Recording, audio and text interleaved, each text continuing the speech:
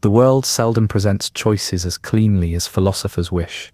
Yet philosophy, with resolute optimism, often insists on slicing life into neat binary dilemmas, only to find that reality stubbornly refuses to cooperate.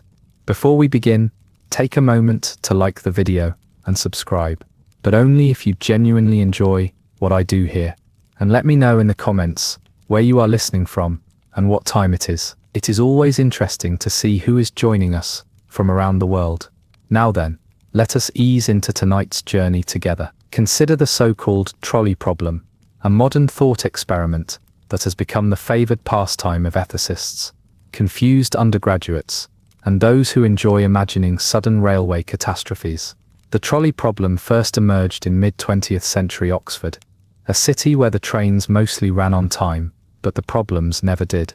It is most famously associated with Philippa Foot, whose formidable clarity led to dilemmas that were anything but clear. Here moral philosophy is rendered as a kind of intellectual parlor game. The stakes are hypothetical lives, and the currency is cold, logical analysis. Of course, philosophers rarely agree on the currency, let alone the stakes. Utilitarians will count up the predicted outcomes and declare the greatest good for the greatest number, usually with an air of mathematical certainty that would delight an accountant. Deontologists, meanwhile, insist that some actions are simply wrong, whatever the arithmetic, thus ensuring that moral philosophy never quite resolves, and philosophers never run out of journal articles to write. If anyone suspects that the trolley problem was invented primarily to keep graduate seminars busy, they are not alone. Debate quickly multiplies. What if the bystander who must choose is the trolley's driver? What if one possible victim is a friend, a philosopher, or, heaven forbid, a philosopher's friend? Each small adjustment to the scenario spawns new treatises, footnotes, and the occasional career-defining argument. It is possible, in philosophy, to encounter a single ethical dilemma that generates several centuries' worth of disagreement, and the trolley problem is well on its way to achieving that distinction. To bring the abstraction into focus, imagine an Oxford common room in the 1960s. The air smells faintly of tea and academic wool. On the table, a group of philosophers debates the scenario, pushing around wooden tokens to represent trolleys and potential victims. There is always at least one participant who objects that real life rarely involves clean railway switches. This observation garners a polite nod, and the conversation continues as if nothing inconvenient has been said. It is a setting where the outcome matters less than the opportunity to question everyone else's reasoning. Philosophy, in moments like this, is less a search for consensus, and more a contest to see who can maintain a look of deepest contemplation, the longest, preferably, while disagreeing with everyone else. Of course, the trolley problem's peculiar charm is its capacity to breed ever more complexity, from what appears, at first glance, to be almost laughably simple. So, as the night settles and the hypothetical trolleys roll on, prepare to follow the winding tracks of moral reasoning. The journey ahead promises neither resolution nor comfort, but it will reveal why philosophers persist in asking impossible questions, and why the answers, when they do arrive, are usually met with another round of debate. In the early decades of the 20th century, British philosophy found itself at a peculiar crossroads. The country's old universities, Oxford, most notably, had become a patchwork of ancient buildings and modern anxieties, with scholars pacing cloistered corridors, lined with slightly worn stone, and the residue of centuries' worth of arguments. It was here, beneath the thick branches of tradition and the occasional drizzle, that moral philosophy saw its own quiet revolution. The official business of the day might have involved the proper translation of Aristotle or the annual rituals of high table, but the unofficial pastime was the endless questioning of why anyone should be good in the first place. The scene was one of understated drama. In the common rooms, armchairs upholstered in faded fabrics formed clusters around low wooden tables. There philosophers took their tea black, their toast plain, and their reasoning anything but. Arguments drifted from one topic to the next, pausing only for sips of tea or to adjust spectacles. The scent of old paper hung in the air, accompanied by the faint scratch of fountain pens on thick cream-colored stationery. It was an environment designed less for comfort than for the slow accumulation of insight, although in practice, what accumulated faster was disagreement. Into this tradition stepped Philippa Foot, a product of the war-haunted 1940s and 50s, and a figure who would quietly upend how moral questions were discussed. Foot's early work, shaped by the analytic clarity of her mentors, focused on the ways in which the ordinary language of morality might conceal more than it revealed. Her influence was palpable, but rarely ostentatious. Rather than clamoring for attention, she became known for setting traps for her colleagues to fall into, using examples drawn from daily life, some as bland as bread and butter, others as jarring as runaway trolleys. British analytic philosophy prided itself on precision. Its practitioners wore academic gowns and cultivated an air of mild skepticism about everything except the value of clear argument. Lectures involved chalk, blackboards, and the expectation that no statement would go unchallenged for long. The more ambitious scholars wrote articles in pen or, for the typographically courageous, on early typewriters that clacked just loud enough to announce intellectual seriousness. Manuscripts were passed from hand to hand, often accumulating layers of annotation in margins so narrow that only the most stubborn theorists could decipher them years later. Within this context, debates about ethics had long occupied an uneasy position. Some, like G.E. Moore before Foot, wanted to place morality on a solid logical foundation, as if goodness could be distilled and bottled like Oxford sherry. Others, influenced by existentialism, drifting across the Channel from France, suspected that morals were more a matter of sensibility than logic. Either way, the search for moral certainty became a pastime, as English as rain, and just as likely to leave participants damp and unsatisfied. Philosophers at Oxford in these years attended mandatory seminars, known for their polite but unyielding interrogations. Questions about right and wrong were dissected not as curiosities, but as puzzles with potentially universal consequences. There was a curious detachment in all this, the ability to discuss the lining up of trolleys, and the fate of 5 strangers, with the same tone one might reserve for the voting procedures of the college wine committee. The very notion of imagining hypothetical disasters was itself a mark of privilege. Most people outside the university cared more for actual train schedules. Students, for their part, measured intellectual progress, not by how much they understood, but by how confidently they could pose questions that left everyone else uncertain.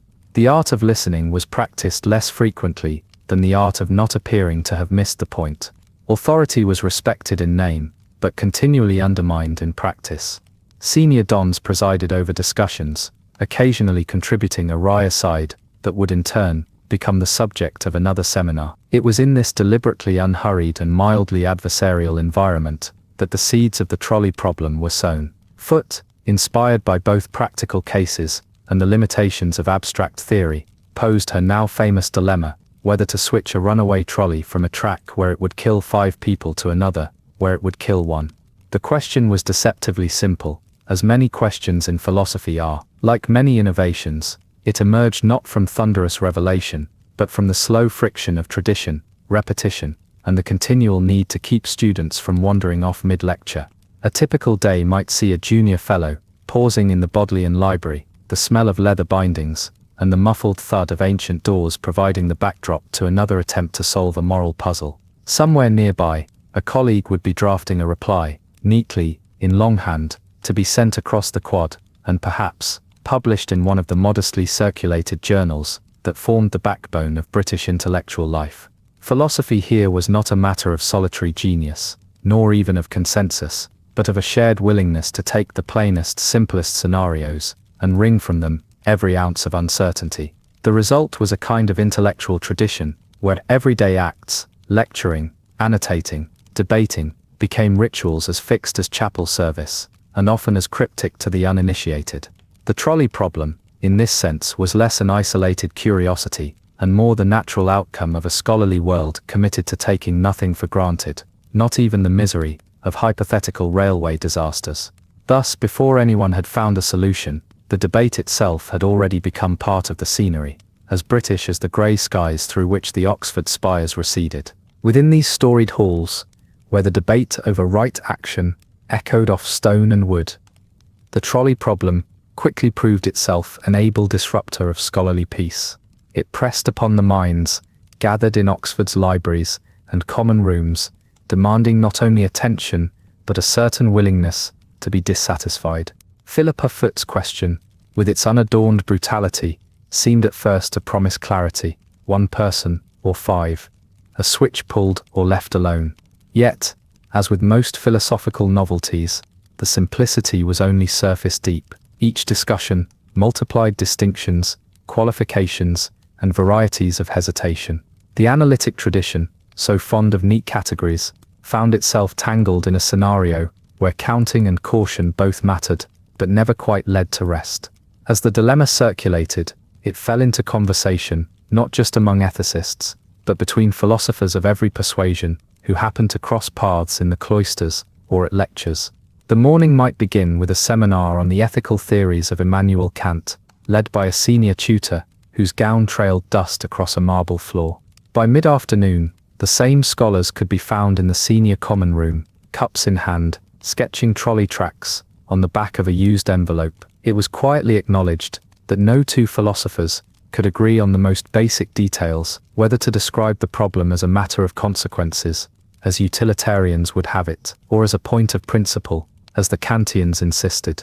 The atmosphere was one of measured ritual. Desks in the Bodleian Library were arranged with precision, each bearing the tools of philosophical labor: thick volumes, whose spines revealed lifetimes of use, small glass bottles of ink, and the ever-present stack of draft essays. Students and fellows alike were drawn into the process of copying and annotating, adding their own cramped marginalia to generations of commentary. In this world, even the act of writing a citation could be treated as a minor test of character, one's attention to detail seen as a measure of seriousness, if not wisdom. Nor did the debate stay confined to academic texts. The lively tradition of public lectures saw the trolley problem invoked before audiences of students and townspeople alike. In the echoing lecture theatres, the subject was presented with the usual English restraint, a touch of irony in the delivery, as if the speaker doubted anyone could ever resolve such a puzzle, but regarded the effort as a noble, if slightly absurd,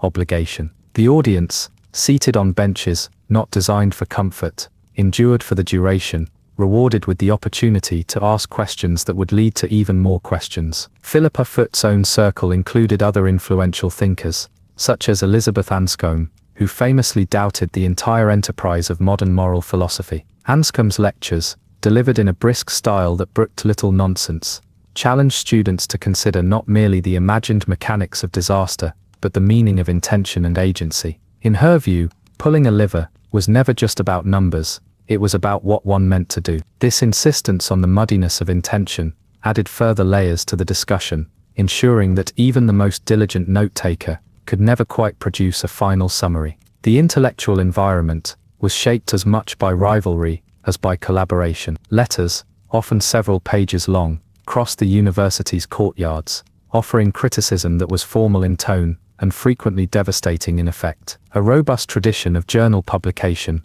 kept the conversation alive well past the closing of library doors. The arrival of a new issue, its pages still crisp and faintly smelling of ink, was cause for private celebration among the aspiring. Each article was read with care, not only for its arguments, but for the small strategic moves that might indicate a shift in the greater game of philosophical influence. Beyond the walls of the university, British society itself was changing. The post-war years saw new questions arise about authority, individual responsibility, and the limits of collective decision-making. As debates over public policy and the legacy of the war filtered back into the life of the college, the trolley problem's abstract violence became a stand-in for the real dilemmas of an uncertain age. It was not lost on anyone that the entire scenario took place within a system: rails, switches, inevitabilities. For a country rebuilding itself, the question of which path to take and who must bear the cost was never far from mind. All the while, the rituals of academic life persisted.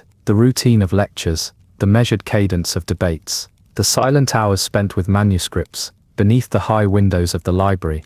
These practices reinforced a sense of both tradition and separation from the world outside. The weathered stone of the colleges absorbed the noise and uncertainty, offering a space where the most troubling questions could be handled with precision, if not always with satisfaction. The result was a philosophical culture that took pride in its restraint, but thrived on its internal controversies. The trolley problem, in its many forms, offered a training ground for generations of moral thinkers. It sharpened their arguments, exposed their assumptions, and ensured that even the most confident left their studies at day's end with more doubts than they had carried in. In this way, the problem became not only a topic, but a method, a challenge that defined, and perhaps dignified, the slow, unhurried labor of ethical reflection. As the trolley problem took root in British academic life, its influence was not confined to solitary contemplation, or even to the cloistered chambers of Oxford. Rather, it travelled outward, finding its way into the syllabi of moral philosophy courses, where it reliably unsettled both newcomers and seasoned students alike. The tradition of analytic philosophy, with its rigorous insistence on clarity, found itself almost reluctantly serving as host to a question that produced more ambiguity than resolution. The paradox, it seemed, was that the clearer the scenario was made, the less certain anyone became about what should be done. Debate about the trolley problem grew in both complexity and reach. Seminar rooms that previously hosted measured analyses of Aristotle's Ethics or John Stuart Mill's utilitarian calculations now bristled with diagrams of railway tracks. Chalk dust hung in the air as instructors sketched out yet another branching dilemma on the blackboard, while students adjusted their chairs, prepared to challenge one another's reasoning with the mild formality demanded by tradition. It was typical for a discussion to begin with the utilitarian calculation, 5 lives saved at the expense of 1, and to end with a series of objections so intricate that even the original numbers became difficult to keep straight. The analytic school's passion for logic was rarely matched by appetites for neat conclusions. Texts multiplied accordingly. The library shelves, already burdened by weighty tomes on the meaning of good and evil, now contained slim volumes and journal issues dedicated solely to variations on the trolley problem. The ink of one generation's commentary was barely dry before the next batch of essays arrived, full of new distinctions and counterexamples. Elizabeth Anscombe, whose skepticism about modern ethical systems was legendary, considered the whole enterprise with an air of reserved exasperation. Her arguments about intention and double effect, whether it mattered if harm was caused as a means or as a side effect, forced others to reconsider the very shape of the dilemma. It was a testament to the patience of scholars that such distinctions, while seemingly academic, were traced in the margins of manuscripts with the same care as any point of classical philology. Academic life provided a steady rhythm. Students arrived at early morning tutorials, their woolen scarves betraying the chill that lingered in the stone corridors.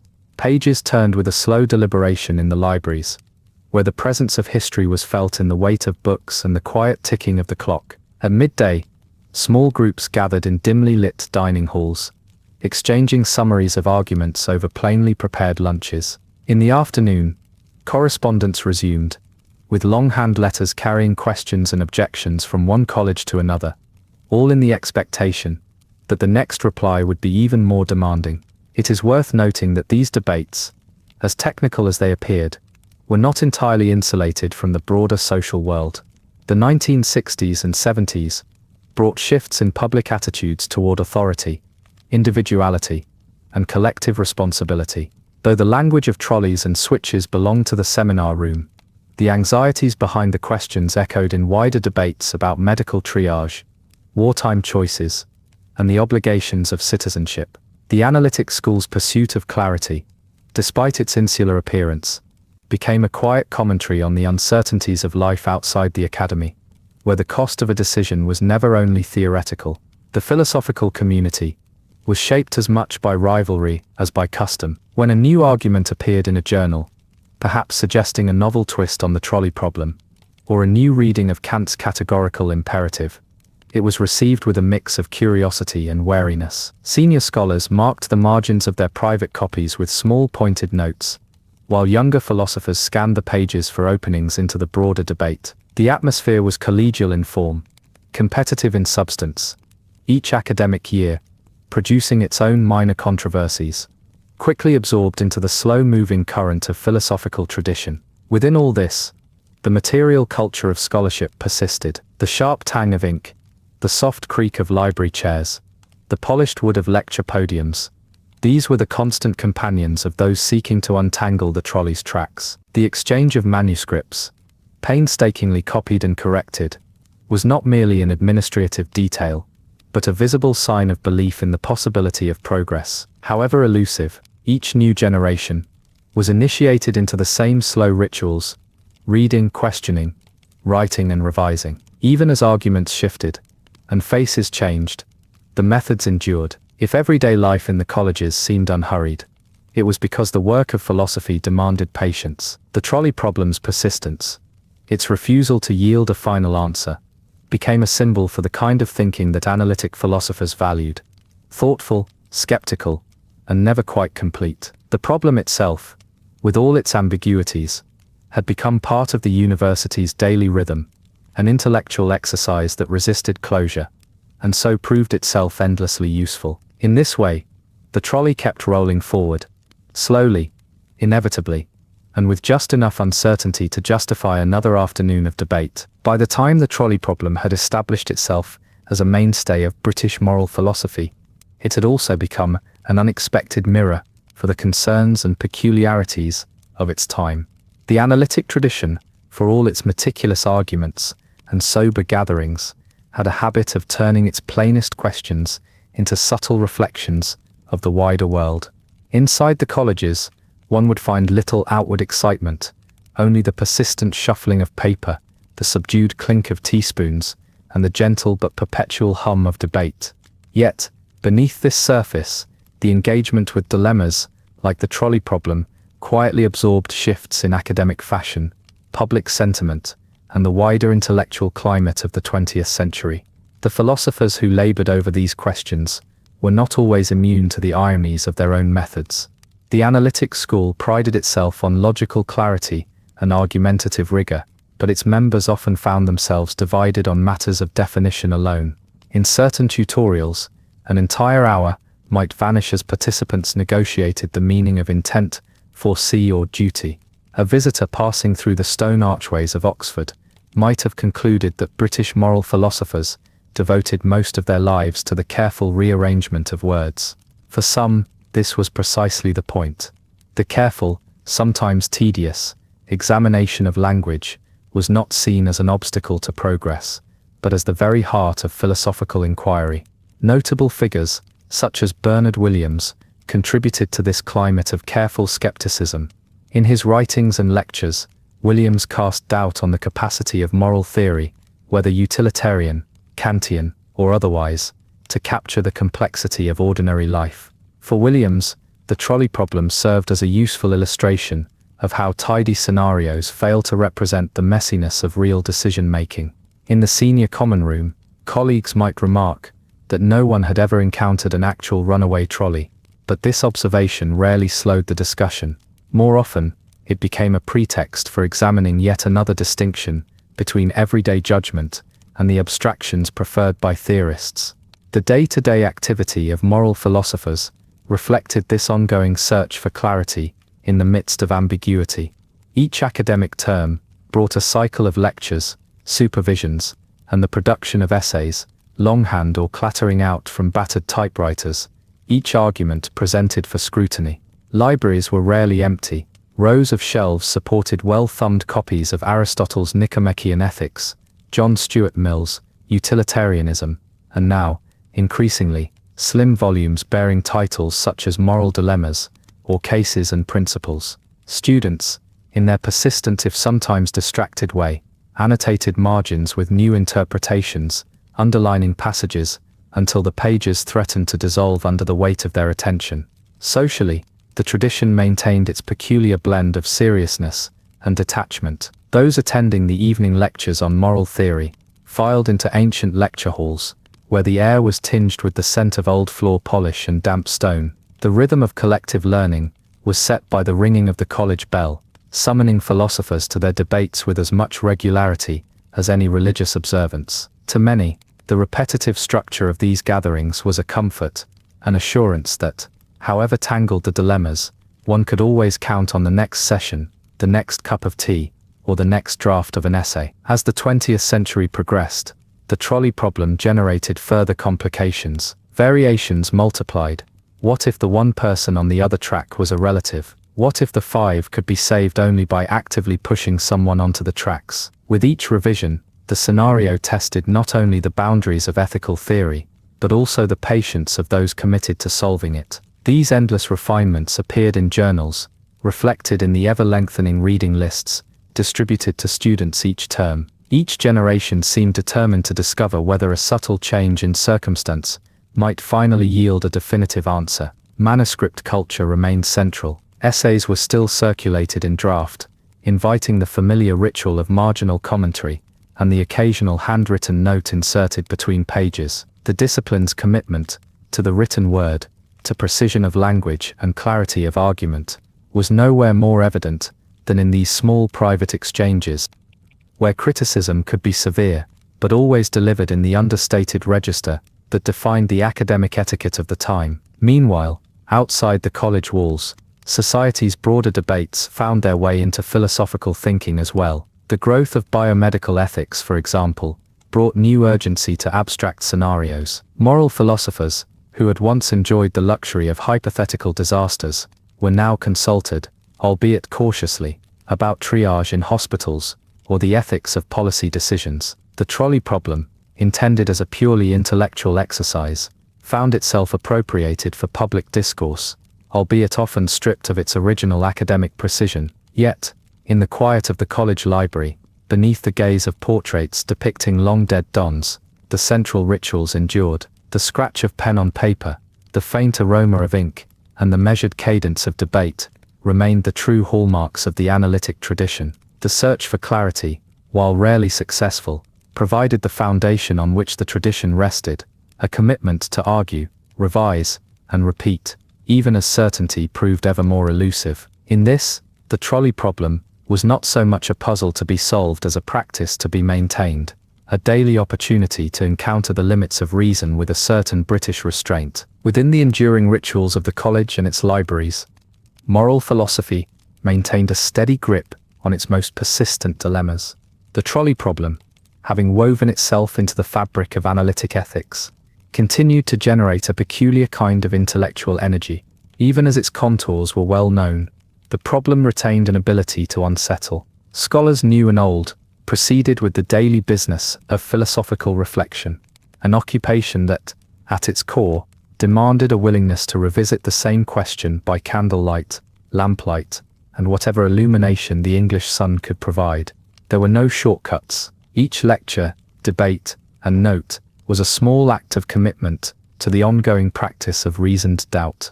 The corridors of Oxford and similar institutions became, over decades, a living archive of such discussions. One could trace the development of the debate through the lecture registers, the lined columns of college archives, or the worn bindings of essay collections. Manuscripts, often annotated several times over, provided a tactile record of intellectual persistence. A student in the 1980s, for example, might unearth a volume marked by successive generations of marginalia, each note a snapshot of some past effort to untangle a particularly stubborn ethical distinction. The faint smell of old glue and parchment, mingled with the sharper scent of more recent ink, served as a reminder that every argument was only temporarily resolved. As the trolley problem spread beyond the confines of moral philosophy, it encountered a range of interpretations and uses. Social and political changes in the latter 20th century forced new questions into the academic seminar rooms. Debates surrounding technology, law, and medicine unearthed fresh variants of the same moral conundrum. The presence of philosophers at interdisciplinary conferences became increasingly routine. There they would present the familiar dilemma, only to have engineers or physicians reply with practical questions about switches, standard operating procedures, and liability. The analytic tradition, so comfortable with abstraction, now found itself challenged to clarify not only its arguments, but also its relevance. Within the university, the daily rhythm persisted. Each term, students filed into drafty halls under fluorescent lighting, clutching folders thick with copied journal articles and handouts. The chalkboards, their surfaces never quite clean, bore the marks of previous sessions, a ghostly overlay of diagrams, arguments, and the occasional exasperated aside. From time to time, the atmosphere would lift when a visiting lecturer from abroad delivered new perspectives, perhaps invoking American pragmatism or European existentialism. Such contributions rarely resolved the core disputes, but they did provide fresh ways to frame the recurring question of what ought to be done when circumstances place one between competing harms. Figures such as Judith Jarvis Thomson were instrumental in pushing the debate to new levels of complexity. Thomson's variations, introducing the now famous fat man scenario, and other refinements, tested the boundaries of intuition and principle even further. These contributions, debated first in small seminars and then in wider academic circles, appeared swiftly in the pages of newly published journals. The process was collaborative and adversarial by turns. Arguments were circulated, critiqued, revised, and sometimes set aside, only to be revived by a particularly industrious student or an inspired faculty member with a taste for paradox. The pace was slow, but the conversation rarely lost its intensity. Materially,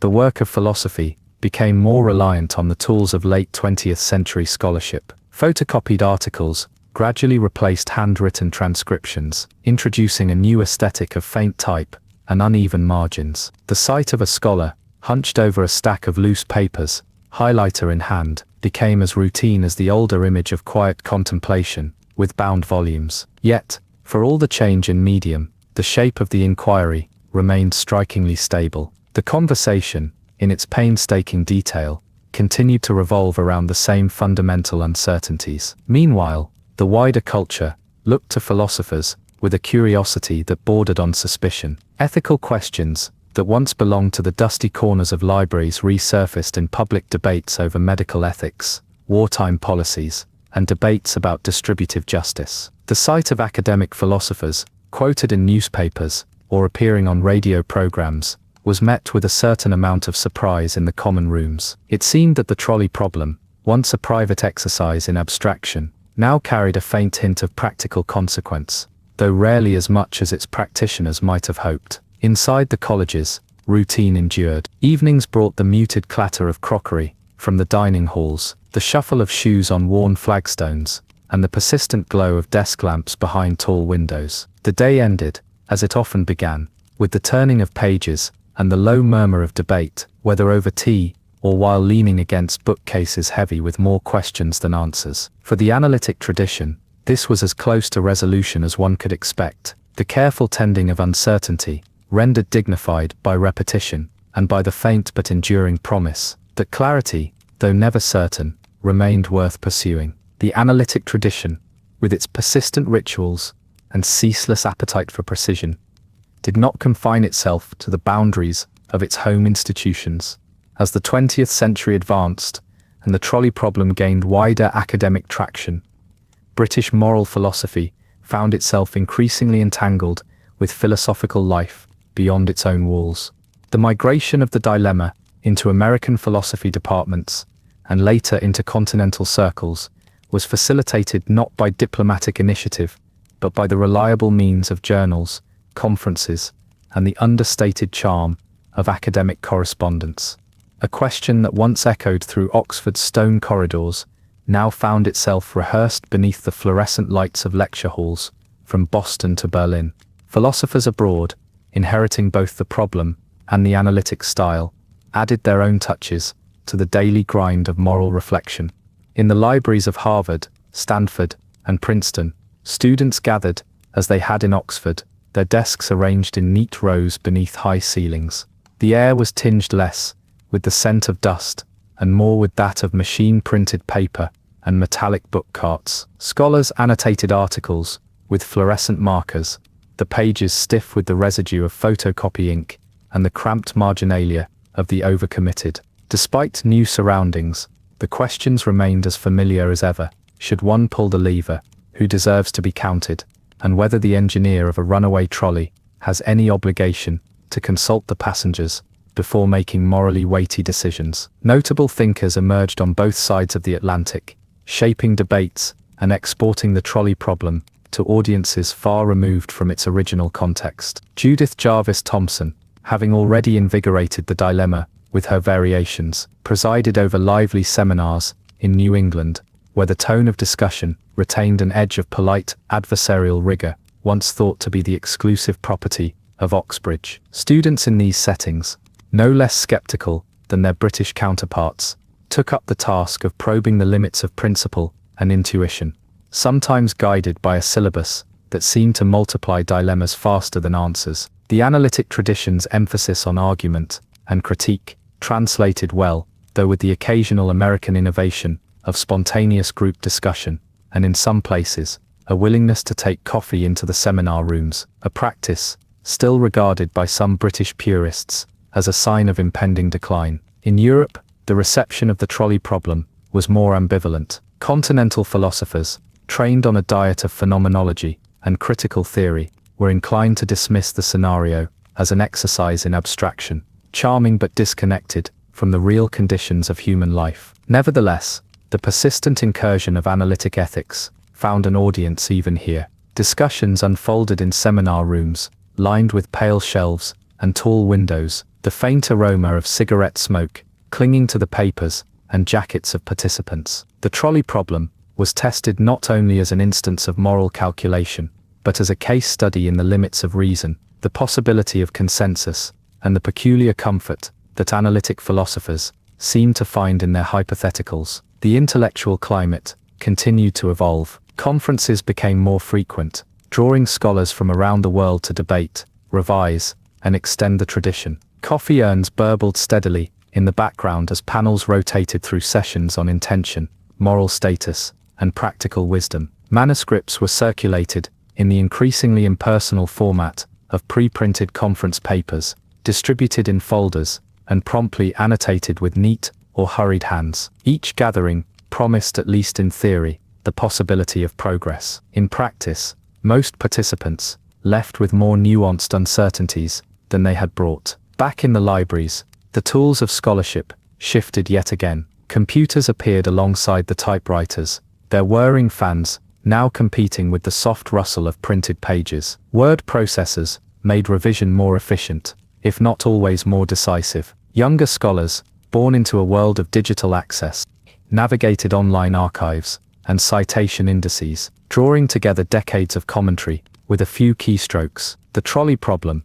so easily copied and pasted, became even more accessible, and perhaps, for some, even more elusive. Within these shifting environments, the daily work of philosophers remained curiously stable. Essays continued to be drafted, revised, and defended in small offices, lined with books, their arguments scrutinized in the same measured tones that had defined the tradition for generations. Students still arrived with their annotated articles, prepared to defend a position until the next counterexample arrived. The old virtues of patience, clarity, and skepticism remained, even as the business of scholarship sped up in every other respect. Through all of this, the deeper significance of the trolley problem persisted. The scenario, far from being a trivial exercise, illuminated the persistent difficulty of drawing lines between right and wrong, action and omission, principle and consequence. It was not so much the answers, as the act of attending to the questions,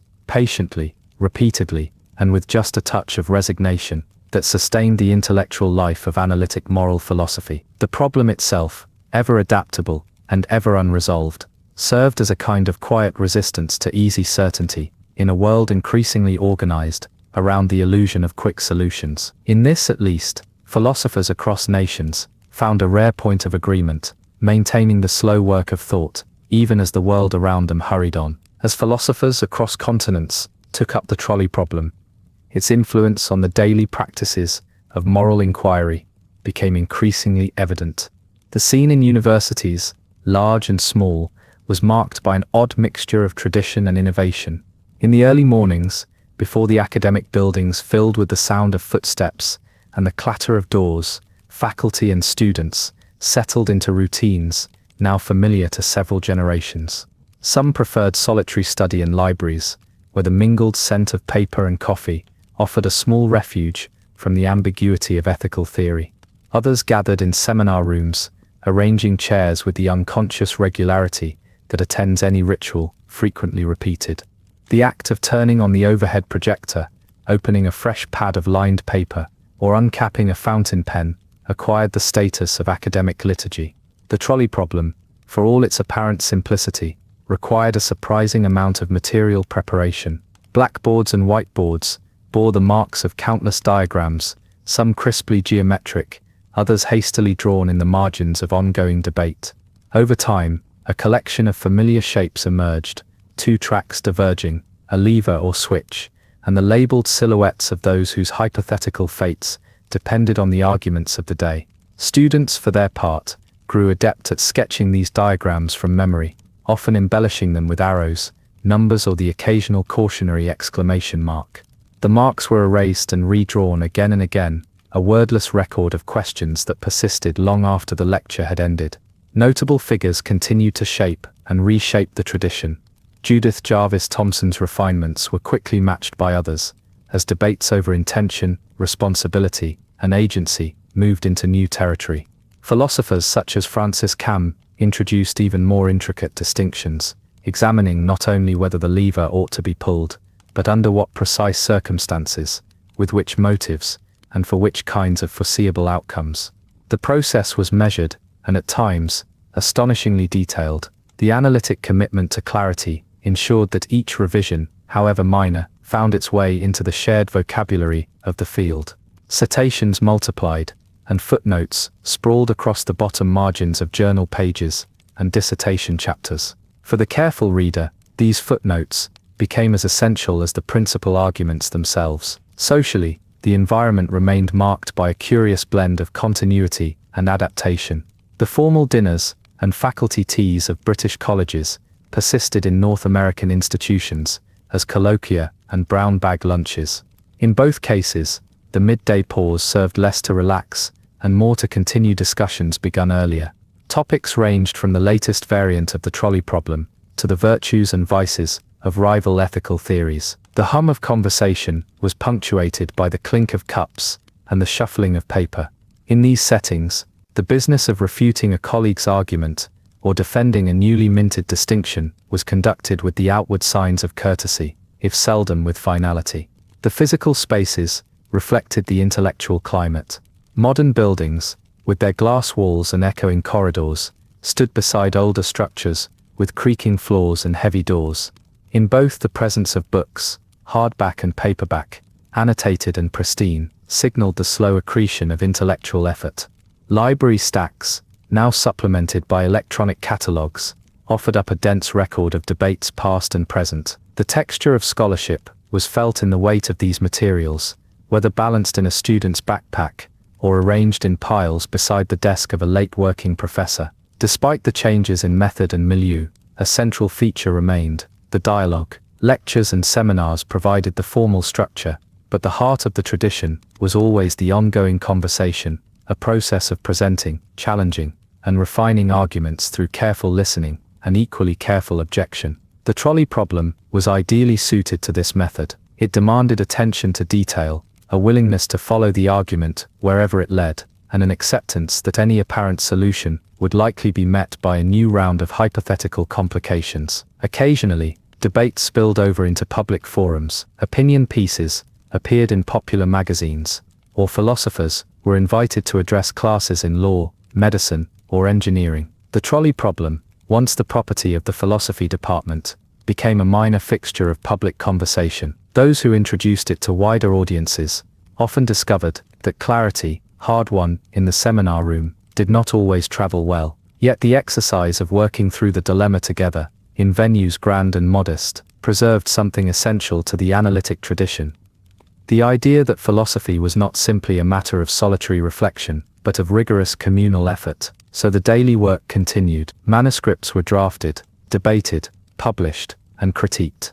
The scent of ink and paper mingled with the background noise of conversation in academic offices and corridors. For all the changes across institutions and decades, the tradition retained its character, a commitment to patience, skepticism, and the slow, sometimes circular search for reasons that might withstand a new round of objection. In this, the trolley problem continued to serve as both subject and instrument, a recurring test of how well philosophy could do when pressed not only to pose a question, but to live with an answer that was always provisional. Over time, as the trolley problem continued to occupy a central place in the philosophical imagination, it became increasingly evident that the tradition had developed its own patterns of thought, mannerisms, and expectations.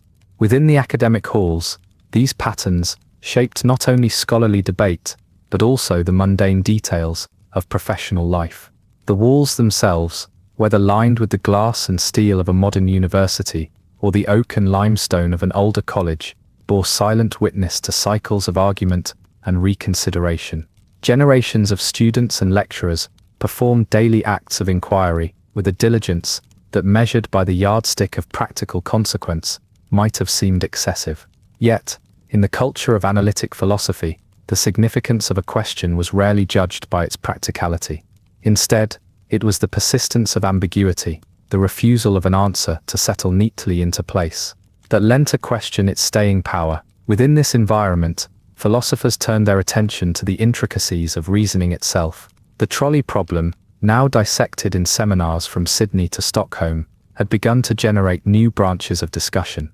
Moral psychologists entered the scene, carrying with them methodologies unfamiliar to analytic philosophers of earlier generations. They brought surveys, statistical analysis, and carefully designed experiments to bear on questions that had previously been the preserve of thought alone. It was not uncommon for a philosopher to make reference to an empirical study of moral intuitions, sometimes with a hint of resignation that the results did little to resolve the dilemma. Instead, they revealed that intuitions varied widely, that cultural, personal, and even momentary factors influenced how one approached the problem. The certainty that reason alone would yield clear moral guidance began to look rather less secure than before. This development was met with the analytic philosopher's characteristic blend of interest and skepticism. Conferences now included presentations not only on the logic of moral dilemmas, but also on the findings of cognitive science, behavioral economics, and social psychology. Attendees armed themselves with handouts summarizing experimental design, while the traditional tools, pens, notebooks, annotated readers, remained close at hand. The steady tick of laptop keys joined the older rhythm of pen on paper, marking a subtle shift in scholarly habits. Still, the underlying routine endured. Papers were presented, questions posed, and objections collected with all the ceremony that academic inquiry could provide. Notable figures in this new intersection of philosophy and psychology included scholars such as Joshua Green and Jonathan Haidt. Their work, often summarized in brisk prose for the benefit of philosophers, suggested that what appeared as a logical puzzle in the seminar room was experienced by the public as a question of feeling or social expectation. Green, in particular, deployed brain imaging and behavioral tests to argue that people's responses to moral dilemmas activated distinct regions in the brain. These claims, although received with polite caution, forced many in the analytic tradition to consider whether the roots of ethical judgment might be as much a matter of cognitive habit as of rigorous reflection. Socially, these developments altered the classroom and seminar experience. Lecturers found themselves obliged to introduce findings from other disciplines, if only to clarify what philosophy was, and was not, capable of settling. Students shifted uneasily in their seats, unsure whether to trust the authority of logic or of data. Outlines for essays expanded to include references to empirical evidence, as well as to the hallowed texts of classical and modern moral theory. The resulting prose was not always elegant, but it reflected an honest attempt to grapple with the complexity of the task. The presence of empirical research in philosophy did not resolve the trolley problem, but it added new dimensions to the old uncertainty. Physical details, too, marked this transition. Library shelves began to include volumes with brightly colored covers and bold subtitles, promising insight into the science of morality. Chalkboards and whiteboards, once dominated by diagrams of rails and switches, now featured charts, tables, and the occasional slide projected from a laptop. The blend of old and new ink-stained seminar notes beside printouts of journal articles on cognitive bias became as much a feature of daily scholarly life as the ritual of debate itself. In the end, the problem remained what it had always been, a test not only of philosophical ingenuity, but also of the willingness to live with uncertainty. The analytic tradition, for all its arch seriousness, had managed to absorb new ways of questioning without abandoning its most basic commitment to examine and re-examine.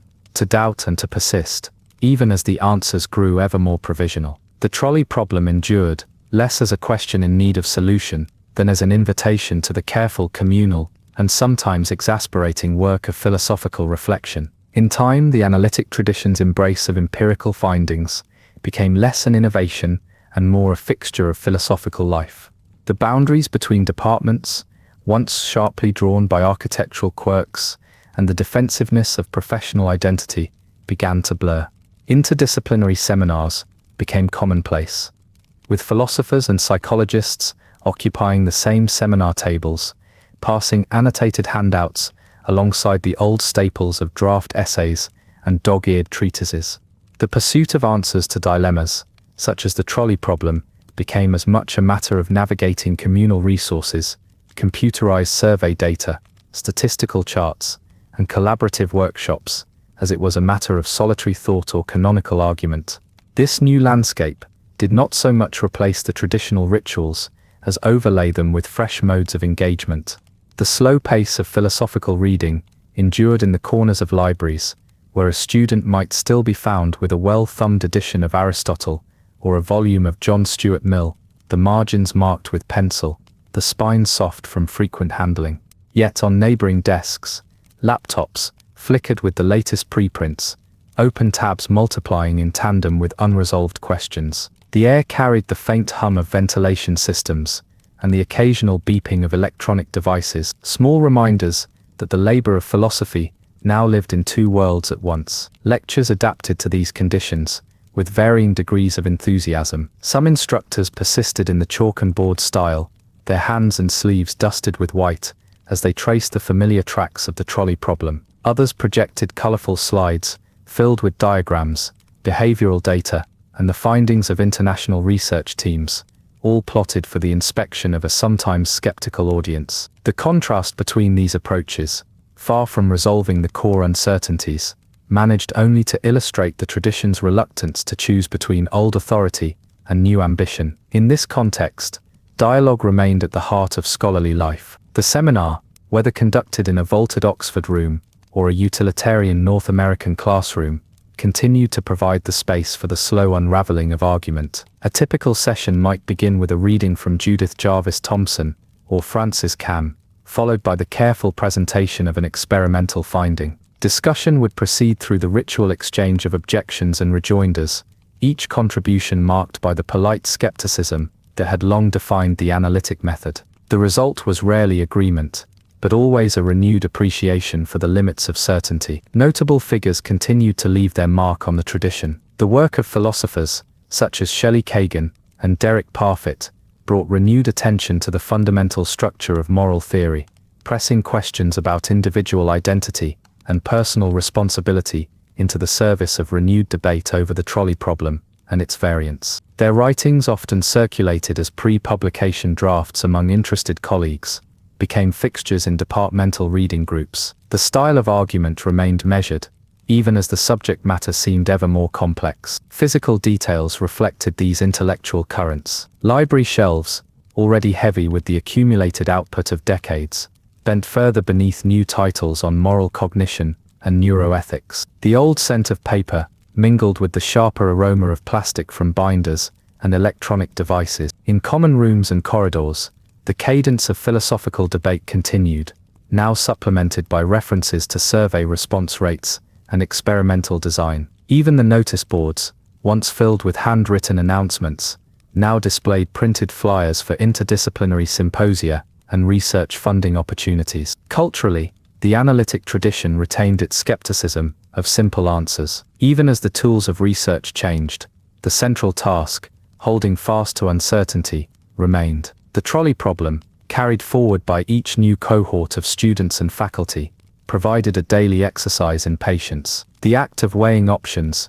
tracing consequences, and resisting the temptation to settle too quickly, became, for many, an intellectual habit as ingrained as the routines of academic scheduling or the maintenance of annotated bibliographies. At the end of each day, the rhythms of scholarly life persisted. Library lights glowed behind high windows, casting a diffuse illumination on the pages of both old manuscripts and new research articles. The low murmur of conversation spilled into the halls as colleagues paused to rehearse a new objection, an unexpected point, or the stubborn persistence of the old uncertainties. In this steady environment, the trolley problem was not so much an isolated curiosity as a microcosm of moral inquiry itself, a continuous invitation to refine, reconsider, and perhaps most importantly, to endure the slow progress of thought in the face of questions that would not consent to easy resolution. The persistence of the trolley problem within analytic philosophy gradually transformed it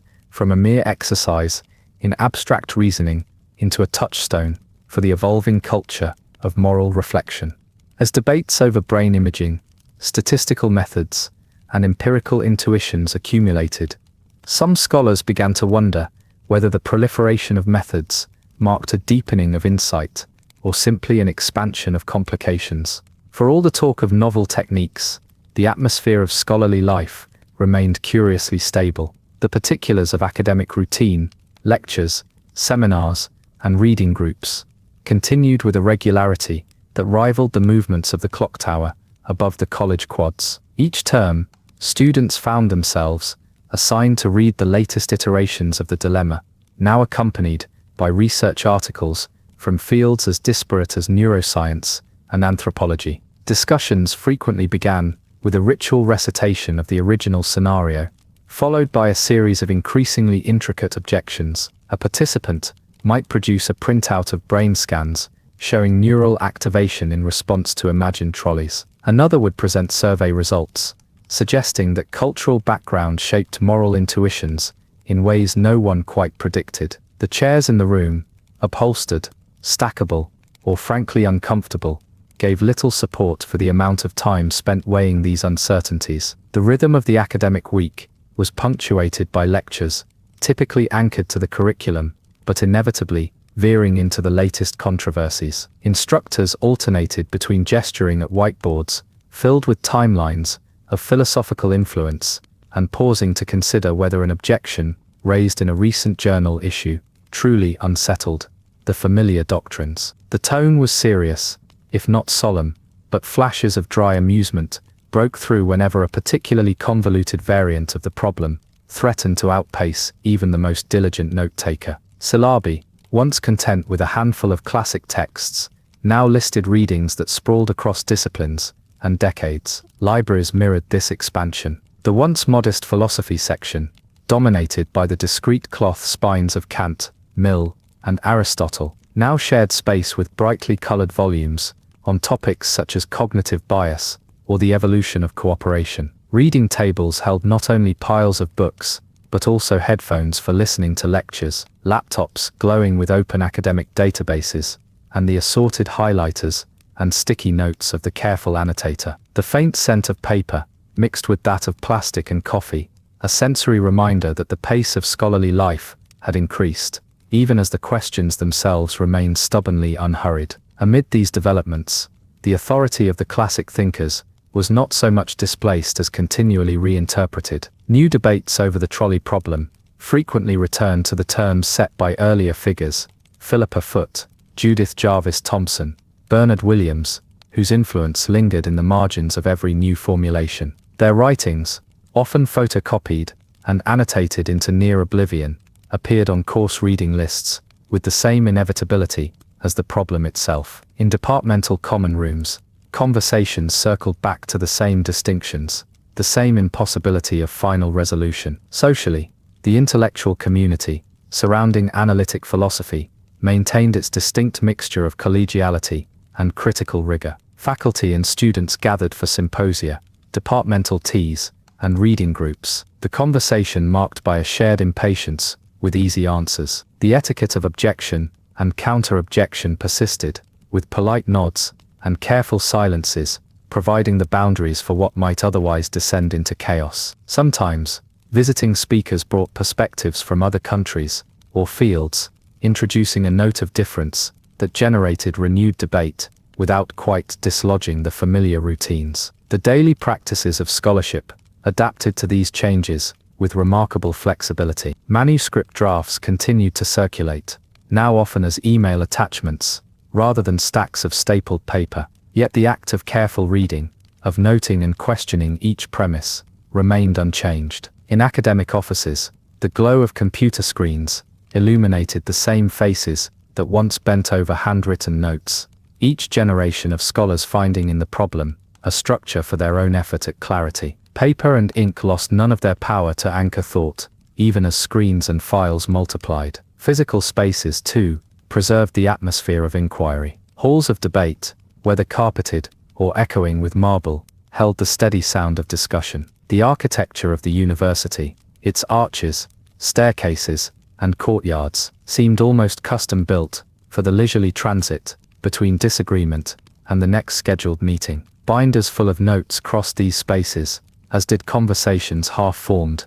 and soon to be refined. In the end, the task remained what it had always been. The trolley problem endured as a working example of how philosophical inquiry, for all its apparent progress, remained a discipline defined as much by its open questions as by its fleeting moments of consensus. The daily life of the tradition was not driven merely by a hope for definitive answers, but by the patient, steady cultivation of deeper questions, an approach that, for better or worse, assured philosophers that their own uncertainties were not only permissible, but necessary.